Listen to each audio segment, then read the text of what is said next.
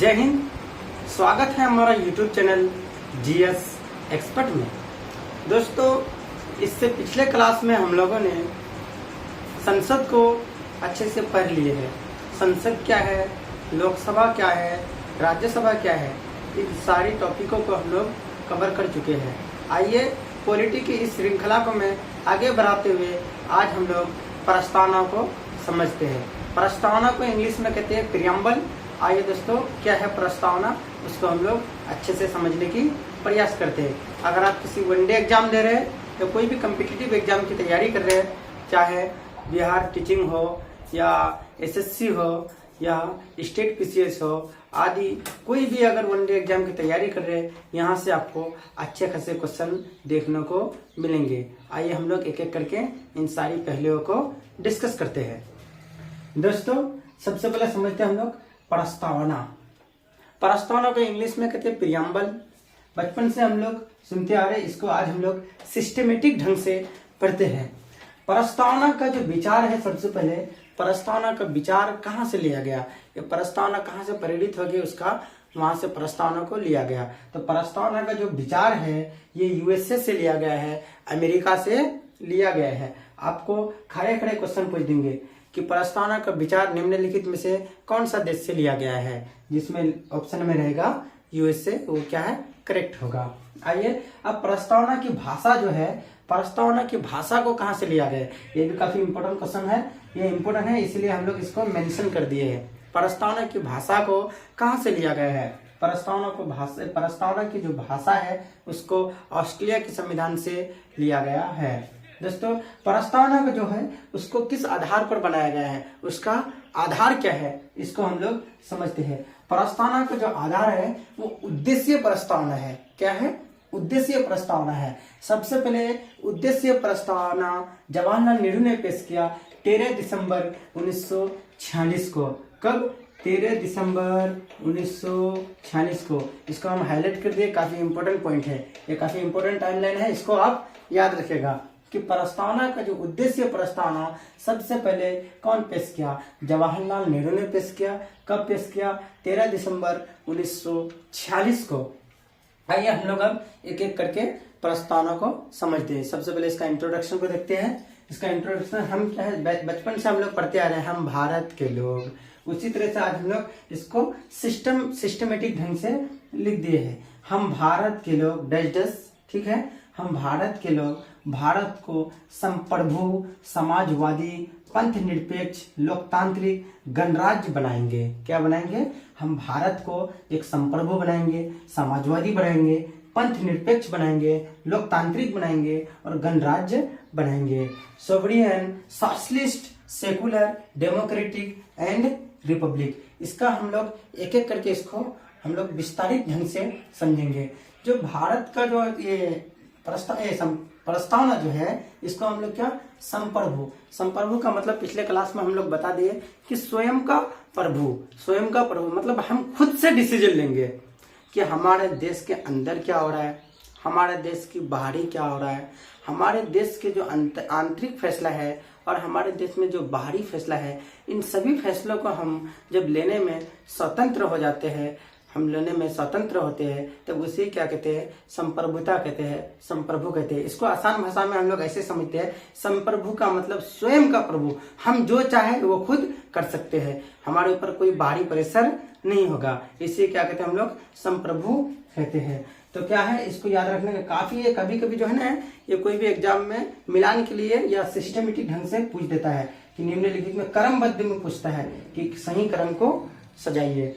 तो भारत के जो हम भारत के लोग भारत को क्या बनाएंगे, एक संप्रभु बनाएंगे।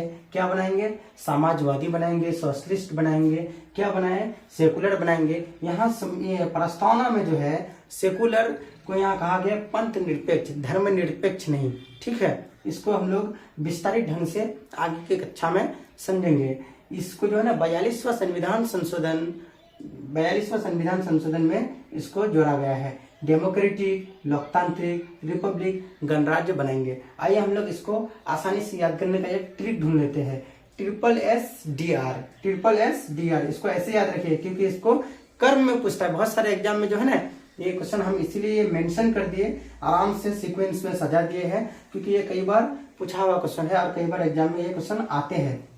क्या है इसके ट्रिक? SSDR। याद रखिए मेरे साथ, SSDR, SSDR। SSS पहला इससे क्या होना, सोविडियन हो गया, दूसरा इससे सोशलिस्ट हो गया, तीसरा से क्या हो गया, सेकुलर हो गया, डी से हो गया डेमोक्रेटिक हो गया, आर से क्या हो गया, रिपब्लिक हो गया। इसका मतलब हम भारत के लोग भारत को संप्रभु, समाजवादी, पंथ निरपेक्ष, लोकतांत्रिक एवं गणराज्य बनाएंगे। क्या इसका ट्रिक हम बताए? SSDR। इसको याद रखिए अच्छा से, SSDR। आइए हम लोग अब इसको एक एक करके समझते हैं। प्रस्तावना में दोस्त यहाँ कंफ्यूजन नहीं होना है, यहाँ आपको जो ना काफी आराम से आप सुनिए, ईयरफोन लगा के बिल्कुल आराम से सुनिए। ये काफी इंपॉर्टेंट टॉपिक मैं आपको बता रहा हूँ, ठीक है। ये जो प्रस्तावना में जो न्याय के बारे में चर्चा किया गया है, तो प्रस्तावना में जो है ये 3 प्रकार की न्याय के बारे में चर्चा किया हुआ है। कितना? 3 प्रकार। क्वेश्चन आएगा कि प्रस्तावना में कितने प्रकार की न्याय की चर्चा है। आजकल जो है एग्जाम 360 डिग्री में पूछता है, आजकल के एग्जाम में क्वेश्चन 360 डिग्री में घुमा के पूछेगा, आपको सीधा नहीं पूछेगा। आपको 3 प्रकार की न्याय ऐसे नहीं पूछेगा कि प्रस्तावना में कितने प्रकार की न्याय मेंशन है, इस ढंग से आपको क्वेश्चन आएंगे, ठीक है। तो इससे घबराना नहीं है। आइए हम लोग आसानी से समझते हैं। प्रस्तावना में जो है न्याय की चर्चा है वो 3 प्रकार है। क्या? सामाजिक न्याय हो गया, आर्थिक न्याय हो गया, राजनीतिक न्याय होगा। समाज का जब तक न्याय नहीं होगा तो देश का भला होगा क्या? नहीं होगा। आर्थिक रूप से जब हम विकसित नहीं होंगे तो देश विकसित होगा क्या? नहीं होगा। इसका मतलब हम और आपको आर्थिक रूप से भी क्या विकसित होना जरूरी है, आर्थिक न्याय भी होना जरूरी है। अब क्या है? राजनीतिक न्याय। अब ऐसा थोड़ा ना है किसी एक कम्युनिटी को राजनीति से आप महरूम रखेंगे, ऐसा तो नहीं है। इसका मतलब क्या है कि सबको बराबर राजनीति में भी हिस्सा मिलनी चाहिए। क्या? चाहे वो अल्पसंख्यक हो या बहुसंख्यक हो और भी छोटे छोटे जितनी भी जाति है, सबको राजनीति में भागीदारी होनी चाहिए। ये आपका जो है प्रस्तावना में भी इस चीज को मेंशन किया हुआ है। आइए अब हम लोग एक एक करके समझते हैं। अब फिर प्रस्तावना में जो स्वतंत्रता की बात कही गई है, समानता की बात कही गई है, लिबर्टी, इक्वालिटी, ठीक है। अब हम लोग एक एक करके इसको समझते हैं। प्रस्तावना में यहाँ आपको कंफ्यूजन नहीं होना है। प्रस्तावना में जो स्वतंत्रता, लिबर्टी के बारे में बात कही है, वो जो है आपको 5 प्रकार की स्वतंत्रता है। प्रस्तावना में कितने प्रकार की स्वतंत्रता है? 5 प्रकार की स्वतंत्रता है। वहीं अगर आप मूल अधिकार पढ़ते हैं या फंडामेंटल राइट में आपको जो है 6 प्रकार की स्वतंत्रता है। पहले तो 7 प्रकार की स्वतंत्रता था, लेकिन अभी उसको संशोधित करके जो है 6 प्रकार की स्वतंत्रता है, ठीक है। आइए हम लोग अब समझते हैं प्रस्तावना में कितने प्रकार की स्वतंत्रता है। सीधे आपको क्वेश्चन पूछेंगे कि प्रस्तावना में कितने प्रकार की स्वतंत्रता है, तो क्या 5 प्रकार की स्वतंत्रता प्रस्तावना में मेंशन है। आइए हम लोग एक एक करके समझते हैं। सबसे पहले जो स्वतंत्रता, इसको सिस्टमेटिक ढंग से याद रखना। ऐसे नहीं कि पहले उपासना, धर्म, विश्वास, अभिव्यक्ति, विचार, ऐसे नहीं, बिल्कुल जैसे हम लिखे हैं कर्म में उसी तरह से सिस्टमेटिक ढंग से आपको याद रखना है और याद करने में आपको ये सहूलियत भी होगा। आइए हम लोग समझते हैं। प्रस्तावना में जो लिबर्टी है, ठीक है, सबसे पहले क्या? विचार। आपके अंदर क्या होनी चाहिए? थॉट होनी चाहिए। किसी भी चीज को करने के लिए आपके अंदर पहले क्या होना चाहिए? एक थॉट, एक विचार क्या विकसित होना चाहिए, तब आप कुछ आगे डिसीजन ले पाएंगे। तो सबसे पहले क्या होनी चाहिए? सबसे पहले क्या होनी चाहिए? विचार होनी चाहिए। उसके बाद क्या होनी चाहिए? अभिव्यक्ति होनी चाहिए, एक्सप्रेशन। अगर आपके अंदर विचार होगा तब आप बोलेंगे ना। अगर आपके अंदर किसी भी चीज के बारे में सोचे ही नहीं तो आप बोल पाएंगे क्या? नहीं बोल पाएंगे। आपके अंदर सबसे पहले क्या होनी चाहिए? विचार होने चाहिए। तब आप उस चीज को क्या करते हैं? व्यक्त करते हैं, अपनी एक्सप्रेस कर रहे हैं, ठीक है।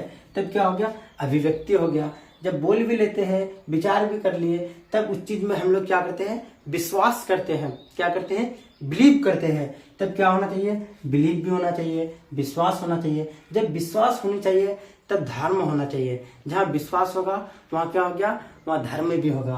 क्या होना चाहिए? धर्म भी होगा। जब धर्म हो गया तो अब हम लोग क्या करते हैं? अलग अलग रिलीजियस के लोग अलग अलग धर्म को मानते हैं, वर्शिप करते हैं, पूजा करते हैं। जब धर्म को भी मान लिए तब हम लोग क्या करेंगे? उपासना करेंगे, वर्शिप करेंगे, पूजा करेंगे।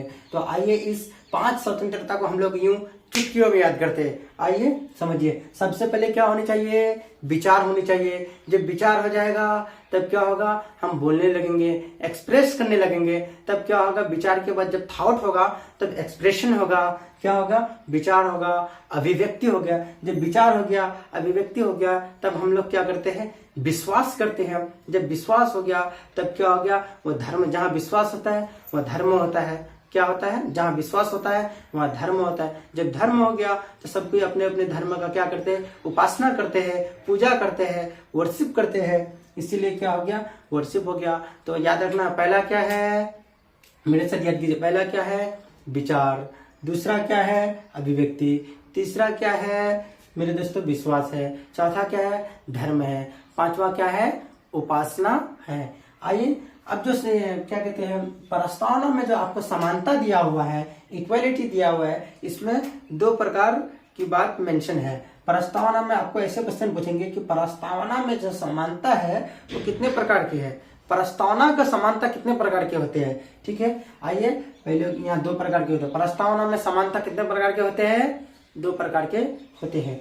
आइए हम लोग समझते हैं। पहला होना चाहिए प्रतिष्ठा, स्टेटस होना चाहिए। क्या होनी चाहिए? स्टेटस होना चाहिए, प्रतिष्ठा होनी चाहिए। दूसरा, जब प्रतिष्ठा आपके अंदर, आपका स्टेटस होगा, तब आप क्या हो गया? आपको एक अवसर मिलेगा। क्या मिलेगा? अवसर मिलेगा, अपॉर्चुनिटी मिलेगा। इसी तरह से हम लोग आज यहाँ अभी हम लोग स्वतंत्रता को एक्सप्लेन किए, समानता को एक्सप्लेन किए, न्याय को एक्सप्लेन किए। उसी तरह से अब हम लोग नेक्स्ट क्लास में संप्रभु को एक्सप्लेन करेंगे, समाजवादी को एक्सप्लेन करेंगे, पंथ निरपेक्ष को एक्सप्लेन करेंगे, लोकतांत्रिक को एक्सप्लेन करेंगे, गणराज्य को एक्सप्लेन करेंगे। एक एक करके इन सारी डायमेंशन को मैं आप लोगों के बीच प्रस्तुत करूंगा। इसी तरह से हमारे YouTube चैनल के साथ बने रहिए। लाइक करें, कमेंट करें, शेयर करें, सब्सक्राइब करें। GS expert. जय हिंद।